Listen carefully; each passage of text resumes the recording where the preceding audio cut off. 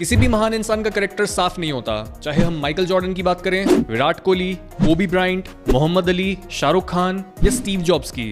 हर किसी को सबसे ऊंचे लेवल पर पहुंचने के लिए अपने हाथों को खून से रंगना ही पड़ता है।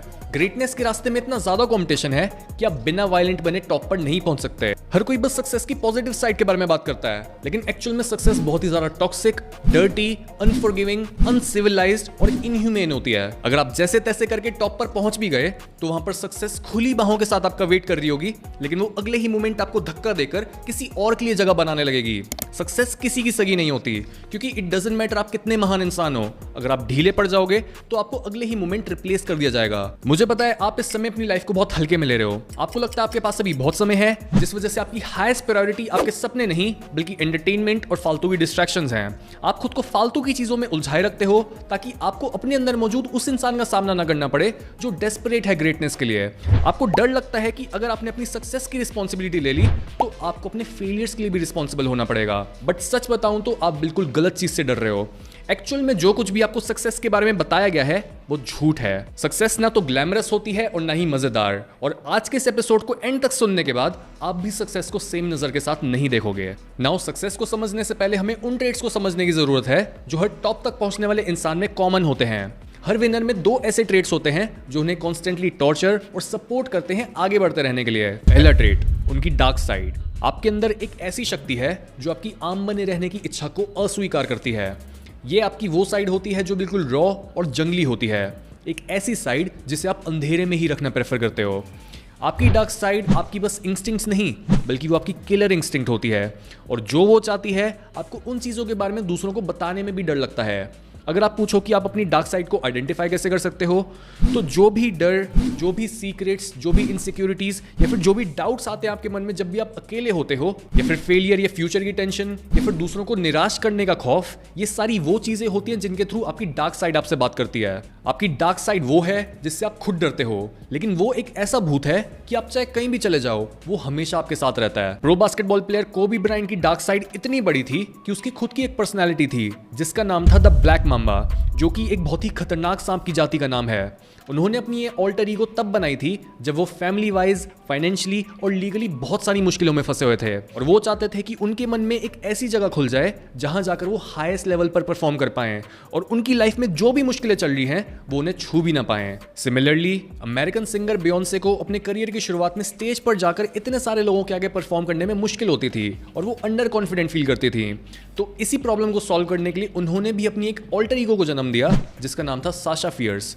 तो कोबी की ही तरह जैसे ही वो स्टेज पर चढ़ती थी वैसे ही वो बियोंसे नहीं रहती थी, वो बन जाती थी साशा फियर्स। मेरे एक्सपीरियंस में मैंने अपनी डार्क साइड को तब डिस्कवर करा था जब 5-6 साल पहले मैं डिप्रेशन में था। मैं एक ब्रेकअप से गुजर रहा था और करियर वाइज भी मेरे को कोई आइडिया नहीं था कि मेरे को अपनी लाइफ में क्या करना है।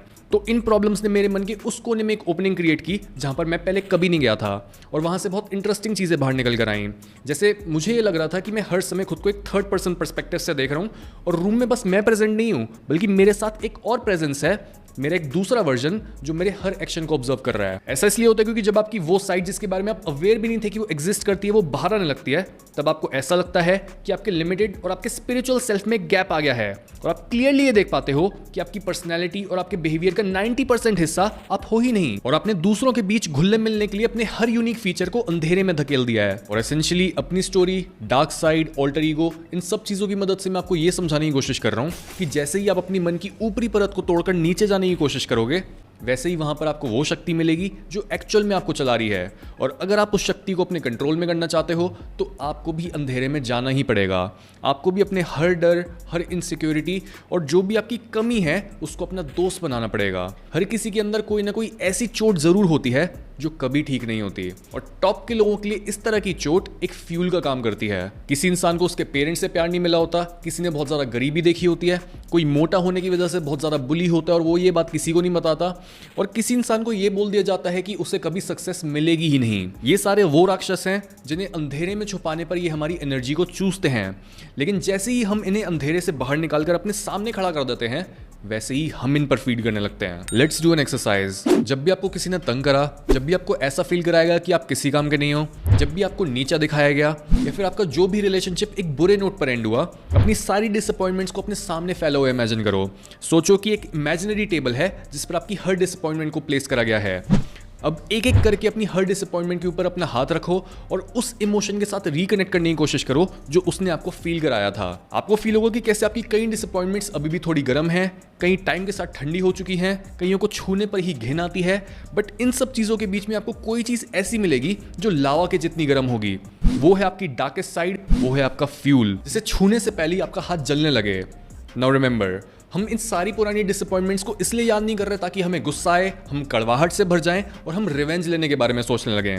नहीं, इसके बजाय जो भी आपकी डिसअपॉइंटमेंट से जुड़ा इमोशनल चार्ज है, हमें बस उसे चुराना है। Now trait number 2, physical capability. अपनी डार्क साइड को मास्टर करने से आप मेंटली कैपेबल बनते हो, लेकिन किसी भी जंग में दिमाग के साथ साथ हथियार का चलना बहुत जरूरी होता है। जो भी इंसान हाईली कंपेटिटिव और हाईली डेंजरस होता है, उसका शरीर कभी भी बीच रास्ते में उसे धोखा नहीं देता।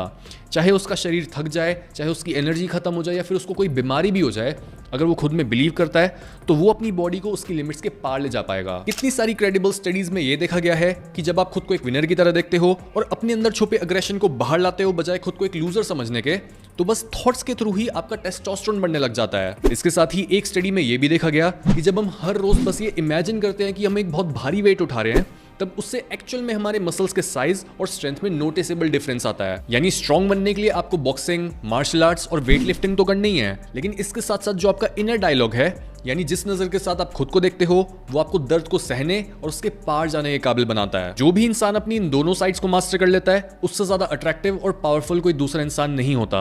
जब एक फीमेल अपनी डार्क साइड को मास्टर कर लेती है, तब वो एक्सेप्टेड फील करने के लिए लो वैल्यू मेल्स के साथ हुकअप नहीं करती, वो अपने लिए स्टैंड ले पाती है और जरूरत पड़ने पर वो अपनी मैस्कुलिन साइड को भी बाहर ला पाती है। लेकिन जब एक मेल अपनी डार्क साइड को मास्टर करता है, तब वो एक ऐसा इंसान बन जाता है जो बहुत ज्यादा खतरनाक लेकिन रिस्पेक्ट के काबिल और अट्रैक्टिव होता है।